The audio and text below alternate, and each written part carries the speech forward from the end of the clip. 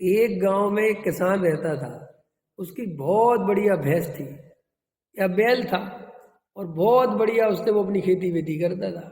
दो बैल थे। एक बैल उसका जंगल में कहीं गया और उसे वहां पर एक गोहेरा होता है, उसने काट लिया, वो बेचारा मर गया।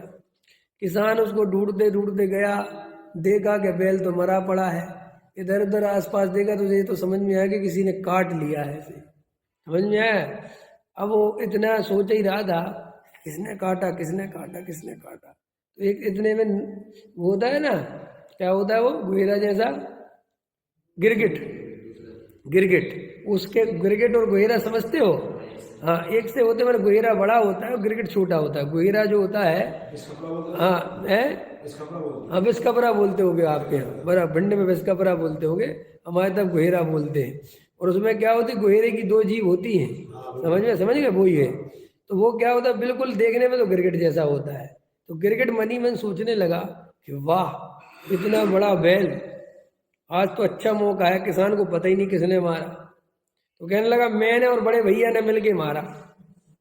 किसने मारा? मैंने और बड़े भैया ने मिलके मारा।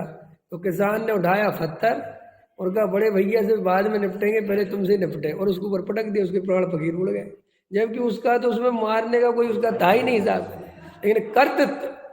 ऐसे ये जीव रंच मात्र भी स्पर द्रव्य में हम कुछ नहीं करते, सच पूछो कुछ नहीं करते, सिर्फ अंदर में ये मान्यता है कि मेरे करने से कुछ हो रहा है। वो बोलो इसकी सजा है चार गति। अब आपको लगेगा इसकी सजा चार गति है, सोचो बात, आपके जो पंच इंद्री के विषय भोगने की सजा वजह कुछ भी नहीं है, घबराना नहीं।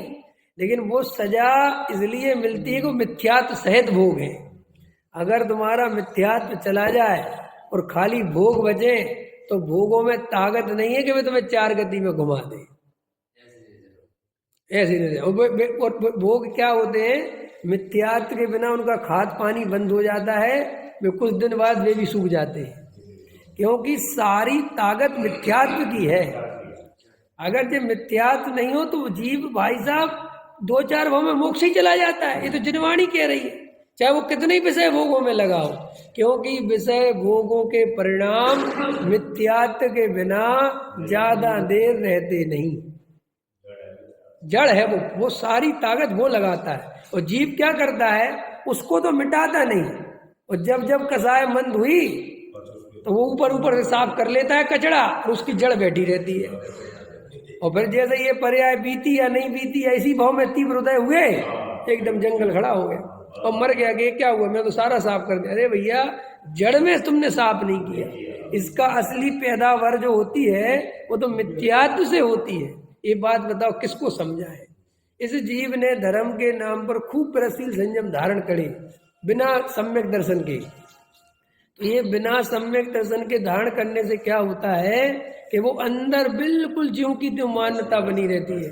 वो जे कसाय मंद हो गई, ओहो आहा गुरु महाराज, अपन तो उनकी परिणति देखते हैं, ओहो उनके परिणाम देखते से होते ना कई जीव जो भावुक होते हैं और अरे रे अपन तो भैया गुरु के चरणों में बैठे रहते हैं, अरे भगवान का सुबह प्रक्षाल भक्ति, अरे प्रभु अपन तो शुद्ध साथ में खाते। वो ये जो परिणति है वो इसको बड़ा धर्म समझता है, वो ज्ञायिक भाव की खबर नहीं है उसे, और वो सोचता है कि मैं धार्मिक हो गया। लेकिन ये धार्मिक पना ज्यादा दिन ठहरता नहीं है, क्योंकि मिथ्यात्व तो बैठा है। और अभी ये कसाई की मंदता हुई है, और फिर जैसे ही वो पलटी मारता है, जैसे ही उदय तीव्र होता है, और फिर घबराता है कि ये क्या हो गया। कुछ नहीं हुआ भैया, तुम्हें वस्तु स्वरूप खबर नहीं है। इसलिए गहराई से जिन जीवों को ये पुण्य पाप की, मैं तो जवाब दे दे के थक गया हूं भैया, दे शुभ भाव में धर्म है, शुभ भाव छोड़ना ये सब बेकार है भैया। अपनी आत्मा को ग्रहण करो, सम्यक दर्शन की प्राप्ति करो, गहरा तत्व विचार करो, तुम्हारा शुभ भाव छूटेगा नहीं छूटेगी प्रश्न ही नहीं होता।